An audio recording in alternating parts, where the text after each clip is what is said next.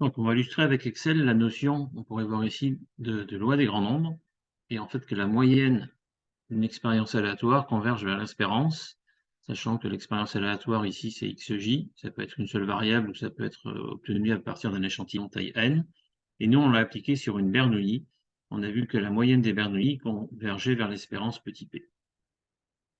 Donc ce qu'on va regarder ici, c'est l'application Excel. Alors vous avez déjà vu précédemment comment c'était construit.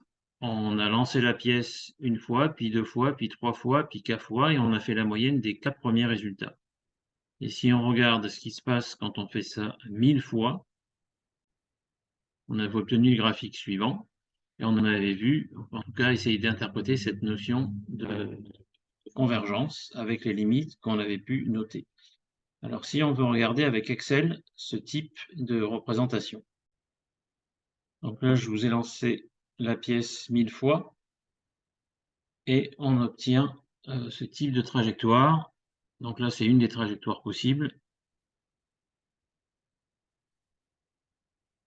Évidemment, là, je vous en montre d'autres. Donc si vous appuyez sur la touche F9 et que vous avez laissé la commande aléa, donc on se rend compte juste à nouveau qu'on a évidemment plus de fluctuations au départ et que ça a tendance à être plus proche ou moins éloigné, en tout cas quand vous avez le nombre de lancers qui augmente. Donc on peut être plus loin avec plus de lancers, vous le revoyez ici, hein, avec 100, donc là Excel me le donne.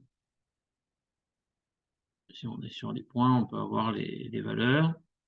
Donc là c'est carrément une décroissance, à un moment on était vraiment avec un nombre de piles bien plus élevé que ce qu'on a en espérance.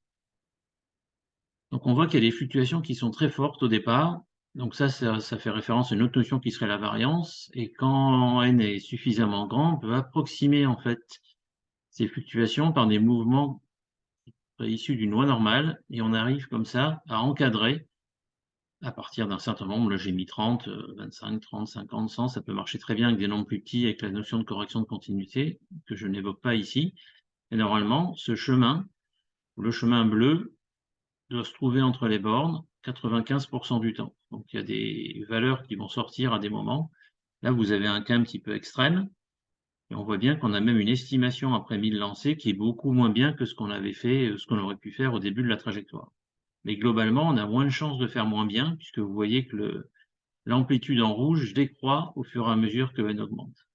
C'est ce qui nous donne une certaine garantie quand n est grand. Là, vous voyez, malgré tout, on sort, puisqu'il y a une chance sur 20 ici qu'on soit en dehors de l'intervalle. Alors si on veut un intervalle avec plus de probabilité de contenir la vraie valeur, là je vous ai mis l'exemple avec une autre bande, et là vous voyez qu'on est dedans à 99,9, d'être en dehors de la bande violette, pour chaque n donné, c'est une chance sur 1000.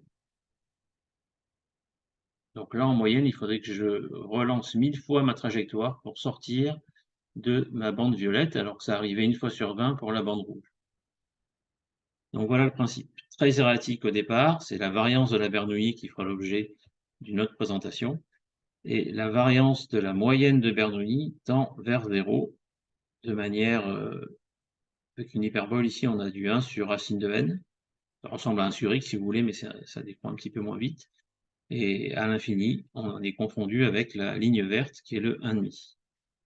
Donc je vais vous laisser essayer de reproduire exactement ce type de modélisation sur Excel pour l'exemple qu'on avait vu ensemble, qui est gaucher-droitier, c'est-à-dire d'interroger des personnes au hasard, de regarder si elle est gauchère ou droitière. On va mettre un 1 quand c'est une personne gauchère, 0 quand c'est droitier.